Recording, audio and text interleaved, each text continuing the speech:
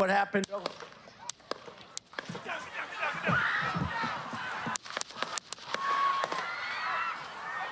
Breaking tonight, an assassination attempt of former President Donald Trump.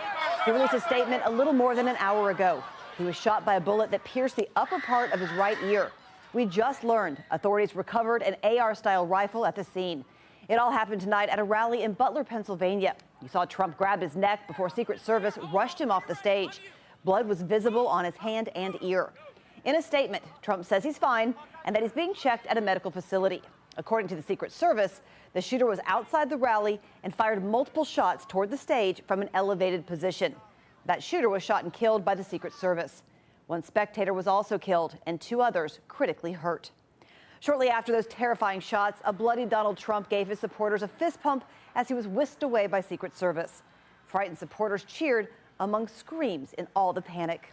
And we are learning more about what happened tonight from that statement the former president issued just a short time ago. He is thanking law enforcement and the Secret Service after the attempt on his life and extending his condolences to the victims. Trump says nothing is known about the shooter at this time. He described what it was like when it happened, saying he felt the bullet rip through his skin. He ended his post with "God bless America." Look, there's no place in America for this kind of violence. It's sick. It's sick. It's one of the reasons why we have to unite this country.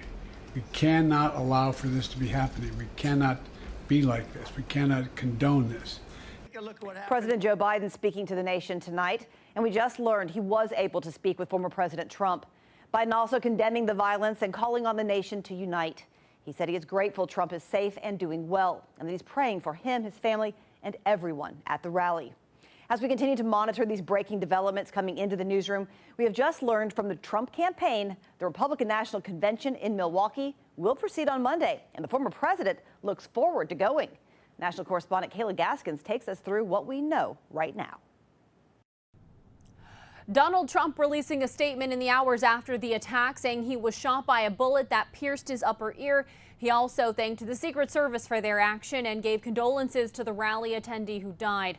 Trump's campaign confirmed the former president is fine and that he was checked out at a local medical facility.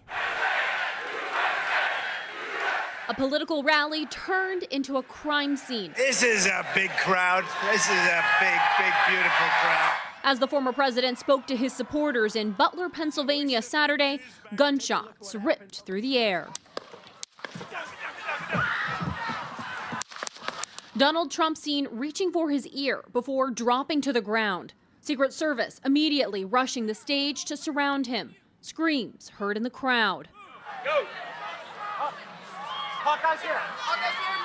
After a few tense moments, the former president on his feet, blood spattered across his cheek and ear, Trump giving a fist bump as Secret Service whisked him away to the hospital. The Associated Press reporting the shooter is dead, along with one rally attendee. President Biden spoke to Trump following the shooting and earlier condemned the violence. There's no place in America for this kind of violence. It's sick. It's sick. Republican House Majority Leader Steve Scalise was shot in 2017 by a left-wing activist. On Saturday, Scalise writing, "For weeks, Democrat leaders have been fueling ludicrous hysteria that Donald Trump winning re-election would be the end of democracy in America. Clearly, we've seen far-left lunatics act on violent rhetoric in the past. This incendiary rhetoric must stop." We spoke with a Trump supporter who was 6 rows from the stage. Just a sad day for America. Just a really sad day for America. The vibe was, it was open with prayer. People were united. This is America. This is freedom, regardless of your politics. This rally was supposed to be a celebratory moment for Trump heading into the GOP convention in Milwaukee that starts Monday. The convention will no doubt have a very different feel with tighter security now on tap in the wake of Saturday's shooting. In Washington, I'm Kayla Gaskins. North Carolina's lawmakers issuing statements tonight. Senator Thom Tillis saying, quote, "This was a heinous assassination attempt, and thank God that President Trump is safe. Keep praying for those who were shot. Violence in our political system can never be tolerated." Senator Ted Budd responding, quote, "Praying for President Trump and everyone at the Pennsylvania rally. Pray for our country." 11th District Representative Chuck Edwards saying, quote, "Prayers are with the President Trump and everyone at the rally." And the 10th District Representative Patrick McHenry responding, quote, praying for President Trump and our nation. They are the images seen around the world. Former President Donald Trump, fist high in the air, blood coming from his ear, and what is being investigated as an assassination attempt. This morning, brand new video. The former president arriving in New Jersey, walking down the stairs of his plane after midnight. Secret Service agents surrounding Trump. You're looking live now from Bethel Park, Pennsylvania. That road closed sign blocking the street to the suspected gunman's home. This city is about an hour's drive from the site of the shooting. It's Sunday morning. I'm Madison Smith. Megan will be along in a moment, but first, new information pouring in all night long.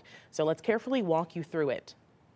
Former President Trump is said to be fine and safe after that shooting at one of his campaign rallies in Pennsylvania. The FBI and its partners are still working the crime scene.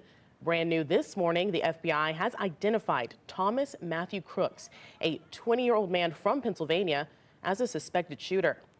Secret Service snipers killed that shooter. Officials say the situation was dynamic. I can tell you that preliminarily it appears everything unfolded very quickly. Trump bled from his ear but was not seriously hurt. One rally goer was killed. 2 others were critically hurt. Investigators are looking into claims people alerted law enforcement to suspicious activity before the shooting. Law enforcement sources tell ABC News the shooter fired as many as 8 rounds using an AR-style rifle from a rooftop 200 to 300 yards away. Trump releasing a statement that reads in part, I was shot with a bullet that pierced the upper part of my right ear. I knew immediately that something was wrong and that I heard a whizzing sound, shots, and immediately felt the bullet ripping through the skin. Here's a look from that very moment. What happened?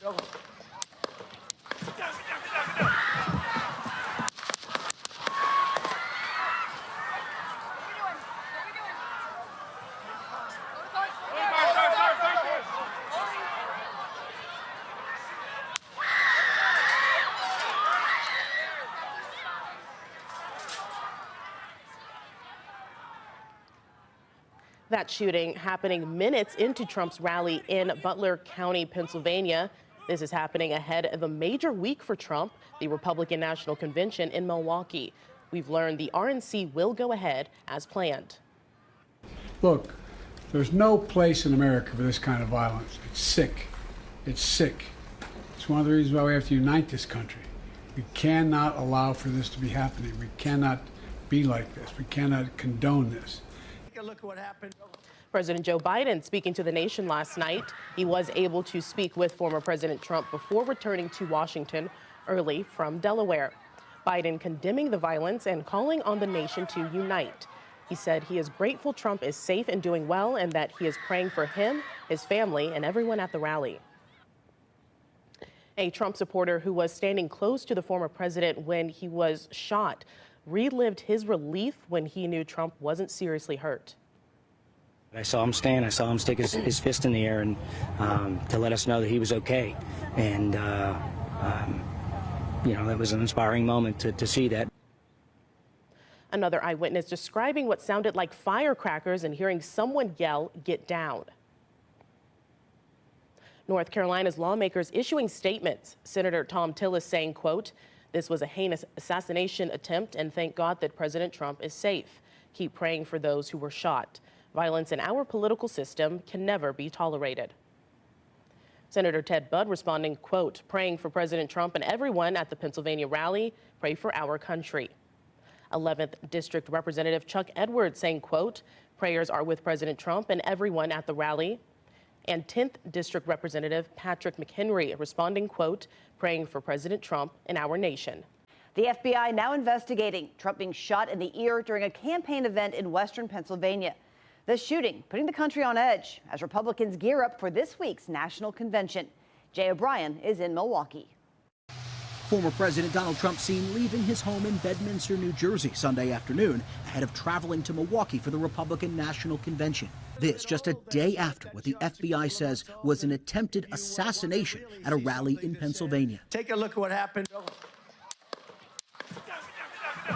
gunfire erupting just minutes into his speech. The former president grabbing his right ear, ducking behind the podium, Secret Service agents then rushing to shield him, then lifting him to his feet and escorting him to a vehicle as he pumped his fist in the air. Trump revealing he was shot with a bullet that pierced the upper part of my ear. Today, Trump posting on social media, calling for Americans to stand united. 2 people were critically injured and 1 person in the crowd was killed. Identified as Corey Coppertor, his family posting tributes to him online. The governor of Pennsylvania speaking about him today. Corey was a girl dad. Corey was a firefighter. Corey dove on his family to protect them last night. The Secret Service saying they neutralized the suspected gunman, who the FBI has now identified as 20-year-old Thomas Matthew Crooks. Investigators confirming to ABC News they believe this screenshot, now part of their ongoing investigation, shows the suspect receiving his high school diploma. The AR-15 style rifle recovered at the scene was legally purchased by the suspect's father, according to multiple law enforcement sources. This image shows the roof where investigators say the shots were fired in proximity to the former president. Preliminary investigations say this area was looked at as part of security sweeps, law enforcement sources tell ABC News. Later, there were reports of suspicious activity. Authorities believe the suspect somehow got onto the roof and was able to fire his weapon before Secret Service snipers located him. Hours after the shooting, President Biden speaking briefly with former President Trump. The president briefed on the investigation Sunday before addressing the nation. There's no place in America for this kind of violence, or any violence for that matter. An assassination attempt is contrary to everything we stand for as a nation, everything. With the Republican National Convention set to kick off here in Milwaukee on Monday, President Biden says he's directed the Secret Service to review all security protocols here. But the Secret Service says there are currently no credible threats. Jay O'Brien, ABC News, Milwaukee. Senator Ted Budd released a second statement saying, quote, "We continue to pray for President Trump and those who were shot in the assassination attempt in Pennsylvania. The hysterical and incendiary rhetoric directed at President Trump is fueling this un-American political violence. It must stop." Governor Roy Cooper also responding. "Violence has no place in our politics or communities. I am grateful for the quick response by law enforcement today and hope former President Trump is not seriously injured." Overnight, another statement coming in from 11th District Representative Chuck Edwards, saying, quote, "While I am relieved to hear that President Trump is safe in the wake of this senseless violence at the rally, my heart aches for the innocent attendees who were killed and injured at that event, as well as the family of the shooter. Our nation is deeply in need of prayer and must start having serious discussions about the connection between mental health and violence." And now we are hearing from North Carolina's 11th District Republican Party chair. She landed in Milwaukee, Wisconsin yesterday ahead of the Republican National Convention. News 13's Taylor Thompson spoke with her and explains the shift in tone she expects to see following yesterday's assassination attempt on former President Trump. Michelle Woodhouse says that typically the tone at the RNC is celebratory, but she expects it to be a lot more emotional this week. She says we're now starting to see people across the country on both sides of the aisle saying that what happened yesterday can never happen again. Woodhouse says that political rhetoric and hate speech can never get to a place where a 20-year-old kills an innocent man, injures others, and attempts to assassinate the former president. She says there have been statements from political leaders like Josh Stein and Jeff Jackson that she finds concerning. Calling it political violence. Yesterday was not political violence. Political violence is a protest where people are burning flags and destroying property. What we saw yesterday was cold-blooded murder and an assassination attempt. Woodhouse says we have to use the language that fits the circumstances that happened. She also addressed Congressman Chuck Edwards' remarks on having discussions about the connection between mental health and violence, adding that while she agrees with Edwards, she says we also have to look at the environment of division we're seeing in this country, and she's hopeful that the RNC this week will show a message of hope and unity. And coming up tonight at 10 and 11, we're speaking with a Western North Carolina political analyst on the trickle-down effect yesterday's events will have for voters here in the mountains. In the studio, I'm Taylor Thompson, News 13. South Carolina representatives are also speaking out. Republican Nancy Mace, who represents the state's 1st district, posted on X condemning violence and asking the public to pray for Trump. Praying for the family tonight of the person who was killed at the rally. I'm praying that the other audience member that was injured survives their injuries tonight. And I pray that the the shooter that tried to shoot Donald Trump rests in hell. Leaders around the world are condemning the assassination attempt against Trump, too. The Canadian Prime Minister says he is sickened by the shooting and that political violence is never acceptable. China's president extended his sympathies to Trump. France's president calls it drama for our democracies. India's prime minister says violence has no place in politics and democracies. And the UK prime minister says political violence in any form has no place in our societies. Trump supporters gathered by the dozens outside of his Mar-a-Lago home in Florida throughout the day. People began gathering Saturday night on Palm Beach Island after the attempted assassination. Supporters at the small demonstration said they are glad the former president is walking away alive and well. I just thought it was crazy. You don't want him to get assassinated. I just want a fair race, and so I was like, wow, that's tough. But he's good. He's okay. That's all that matters. I said, you know what? We got to pray. We got to come out and rally people. So I got the group together, and we held hands today, and we prayed for President Trump's protection. We prayed for his family, and we prayed for the person that lost their life, that comfort their family, and pray for our nation to heal. And to remember, while we may disagree, we are not enemies. We're neighbors. We're friends, co-workers, citizens, and most importantly, we're fellow Americans. We must stand together. That was President Joe Biden just hours ago, speaking about an assassination attempt made on former President Donald Trump earlier this weekend. Saturday, Trump was shot in the ear during a campaign event in western Pennsylvania. In this video behind me, you can see the former president grabbing his right ear and ducking behind the podium. Secret Service agents rushed to shield him, lifted him to his feet, and escorted him to a vehicle as he pumped his fist in the air. One person in the crowd was killed, 50-year-old Corey Comparatori. Officials say he was shielding his children from the gunfire. 2 people were critically hurt. The Secret Service neutralized the gunman, identified as 20-year-old Thomas Crooks. Law enforcement say the AR-15 style rifle recovered at the scene was legally purchased by his father. Investigators say they found what appears to be explosives in Crooks' car. Neighbors and old classmates are now sharing more information about Crooks in the days since the incident. He can be seen right here in his high school yearbook from 2022. That's when he graduated from Bethel Park High School in Pennsylvania. A local paper listed Crooks as one of 20 students who received a $500 prize for math and science from the school that year. One former classmate says Crooks did not fit in with the rest of the students. That's what I was saying before, just because he wasn't with the clique, so he was always had a target on his back. What do you mean by that? Just being bullied. The FBI says Crooks did not have an ID on him, but investigators were able to identify him through DNA testing. Since the fatal incident, responses have been flooding in from across the states and all around the world. And that includes President Joe Biden, who again spoke from the Oval Office shortly after 8 o'clock tonight. Here's more of what he had to say. Thankfully, former Trump is not seriously injured. I spoke with him last night. I'm grateful. He's doing well, and Jill and I keep him and his family in our prayers. We also extend our deepest condolences to the family of the victims who was killed. Corey was a husband, a father, a volunteer firefighter, a hero, sheltering his family from those bullets. We should all hold his family and all those injured in our prayers.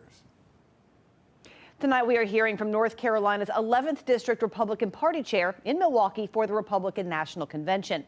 Also, our local political analyst addressing how this assassination attempt will affect voters right here in the mountains. News 13's Taylor Thompson reports. Looking ahead to the RNC, political analyst Chris Cooper says that we may see people using this assassination attempt as a rallying cry throughout the convention, and that the convention may feel different because the stakes are going to be higher. Like every other American watching, I was stunned. I still am stunned to some degree. Cooper says that it seems many voters are viewing this assassination attempt through a partisan lens. You've got some folks on the left arguing that this was somehow a conspiracy theory. You've got some folks on the right arguing that this is somehow the media's fault. And the reality is the fault is pretty clear. We've identified the shooter. And when we look at the trickle-down effect this could have on voters here in the mountains, Cooper says we fortunately don't have a lot of historical data for a situation like this. There was an assassination attempt on President Reagan. We know that the second time that Teddy Roosevelt ran for office, there was also an assassination attempt on him. So we can sort of look at those as perhaps some guidance. But that these are very different times we're living in. I don't see this as a game changer electorally. I see this as really a stain on America and a stain on this electoral season. For Republican Party Chair Michelle Woodhouse, she says that political rhetoric and hate speech should never get to this place. Where a 20-year-old gets on top of a building and kills an innocent man who's just there with his family to see President Trump, injures others, and attempts to assassinate the president. She says there are statements from political leaders such as Josh Stein and Jeff Jackson that she does find concerning. Calling it political violence. Yesterday was not political violence. Political violence is a protest where people are burning flags and destroying property. What we saw yesterday was cold-blooded murder and an assassination attempt. For our local voters, my message to Western North Carolinians is that of hope and recognizing that what we saw yesterday, I hope pricks people in their heart to get involved and to be engaged. And Woodhouse believes that both sides of the aisle are recognizing that what we saw on Saturday cannot happen again, and is hopeful the RNC will serve as an opportunity to unite and get back to what really matters to the American people. In the studio, I'm Taylor Thompson, News 13. The city of Milwaukee is on high alert as the Republican National Convention kicks off Monday. After the attempted assassination of former President Trump, the Secret Service says there will be no major changes to the already strict security plan. Atra El-Nashar reports from Milwaukee. The Republican National Convention carrying on after an attempt on former President Trump's life. Trump flying from his Bedminster, New Jersey golf club to Milwaukee Sunday afternoon. I think people are excited about it. I hope it's going to help a bigger turnout for the Republicans, hopefully. After Saturday's events, the RNC security perimeter will not be expanded, and civilians will still be allowed to carry firearms outside the perimeter. Our state law allows for the particular right to carry a firearm. We as a city cannot legislate out of that. Downtown Milwaukee blanketed with law enforcement, especially surrounding Pfizer Forum, where delegates will gather, and the Pfister Hotel, where Trump is staying. But this time feels far from routine. From volunteers to sitting members of Congress, here in Milwaukee, it seems all anyone is talking about is the shock of an assassination attempt on the man they're about to formally nominate as their presidential candidate. I'm literally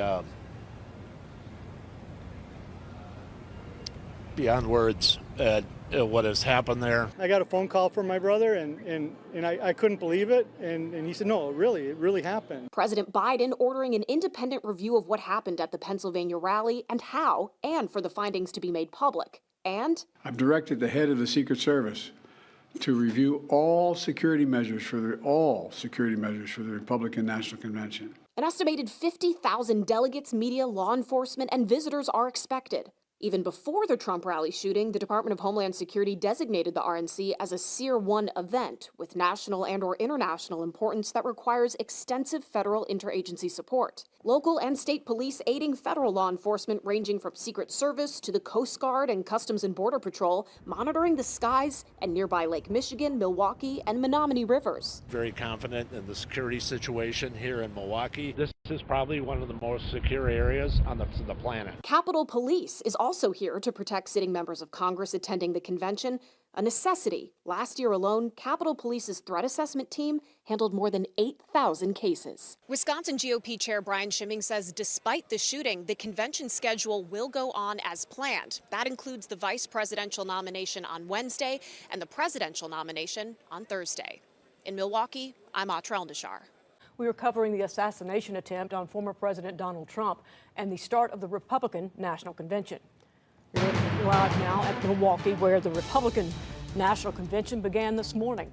The four-day event is happening hours after President Joe Biden addressed the nation. The U.S. Secret Service saying safety and security will be the top priority. A source tells News 13's ABC that the extra security includes adding more officers to protect Donald Trump. He still has to announce his running mate. That could happen as early as this afternoon. ABC's Perry Russum has more on that. Day one of the Republican National Convention and the scheduled focus on Trump's economic plan is overshadowed by this weekend's assassination attempt. Trump says he is reworking his convention speech, telling the Washington Examiner the convention is a chance to bring the country together. I was given that chance. Security at the RNC is a top concern. The designation that we have here in the city of Milwaukee for this convention is a national special security event. It is the highest designation. President Biden addressing the nation last night, asking Americans to lower the political temperature. There's no place in America for this kind of violence, for any violence ever. Investigators say the man suspected of trying to assassinate Trump at a rally in Butler, Pennsylvania Saturday is Thomas Matthew Crooks, a 20-year-old who worked at a nursing home. He was a registered Republican with no known history of mental illness and no criminal history. The FBI says it's confident Crooks acted alone. The Butler County Sheriff telling ABC News that moments before the shooting, a local police officer confronted Crooks on the roof, but Crooks quickly turned and aimed his gun at the officer, forcing him to retreat. He's going down! The Secret Service is facing major questions as to how the shooter was able to get so close to Trump. A direct line of sight like that to the former president should not occur, and we are going to really study the event independently and make recommendations. The same agency is in charge of protecting the RNC. The Secret Service says they've been planning for this event for more than a year. We're not anticipating any changes to our operational security plans for this event. One person was killed at Trump's rally. Pennsylvania Governor Josh Shapiro identifying him as Corey Comparator, his family posting tributes online. Shapiro says the firefighter died protecting his family. We are still waiting to see who Trump is going to pick as his running mate. We're being told it is down to 3 people, Senator J.D. Vance, Senator Marco Rubio, and the governor of North Dakota, Doug Burgum. A decision could be made as early as today. Perry Russum, ABC News, Milwaukee. And this afternoon, the U.S. Secret Service is investigating how a man armed with an AR-style gun was able to get so close enough to shoot and injure former President Trump at that rally Saturday in Pennsylvania. And as we said on Sunday, the FBI identified the shooter as 20-year-old Thomas Matthew Crooks of Bethel Park, Pennsylvania. Agents say the gunman, who officials said was killed by Secret Service personnel, fired multiple shots at the stage from an elevated position outside of the rally. President Biden directed an independent review of the security at the rally. Elizabeth Newman worked in the Homeland Security Department. She says rhetoric is helping fuel this type of violence. We really need to get back to reasserting norms that embrace peaceful dialogue, respectful dialogue, and also not be afraid to disagree. The president also urged Americans not to make assumptions about the motive of the shooter. He said investigators are working swiftly to investigate the attack. And security has been a growing topic of discussion around the assassination attempt and the response from the former president's security detail. This morning, News 13's Madison Smith brought these concerns to the Hendersonville police chief with his experiences during his time at the D.C. Police Department. Yeah, Tammy, Chief Myhan has a lot of experience with these types of events. He began his career in civil service with the Metropolitan Police Department in Washington, D.C. in 1994 and has worked many political events. I spoke with Chief Myhan this morning to get an idea of the type of security that goes into an event of this caliber. Being that Trump is a former president, he is entitled to Secret Service detail that coordinate with local law enforcement agencies ahead of any function to come up with security strategies and plans. Those plans include a counter-assault team. That includes a counter-sniper, which is who you saw in action shortly after the shots rang out. Myhan tells me that from what he has seen and experienced, the response to the shooting was efficient and swift. To take a well-aimed shot that's 150 yards, takes a little bit of work. I think that his shots rang out within a couple seconds, all 8 shots probably, and then the snipers engaged probably within 10 seconds after that. That whole thing was probably over with in less than 20 seconds, I would imagine. Now, it is important to note that we are still waiting for a full timeline of these events as the Secret Service continued their investigation. Myhan also points out that while it has been said that rally-goers reported suspicious activity at the event, the Secret Service gets reports of threats daily, and they have to use their own judgment on how to address these concerns, so human error is bound to occur. There were 3 other victims of this mass shooting. 50-year-old Corey Comparator, who was killed, 57-year-old David Dutch, and 74-year-old James Copenhaver remain in the hospital. In studio, I'm Madison Smith, News 13. And we will continue coverage on this developing story throughout the day and the week. We will be watching the station's feeds for new information and look for updates on News 13 starting at 5 this afternoon. Plus, be sure and check all of the station's digital platforms for real-time updates. The federal judge presiding over the classified documents case of former President Donald Trump in Florida dismissed the prosecution on Monday. He agreed with defense lawyers who said the special counsel who filed the charges was illegally appointed.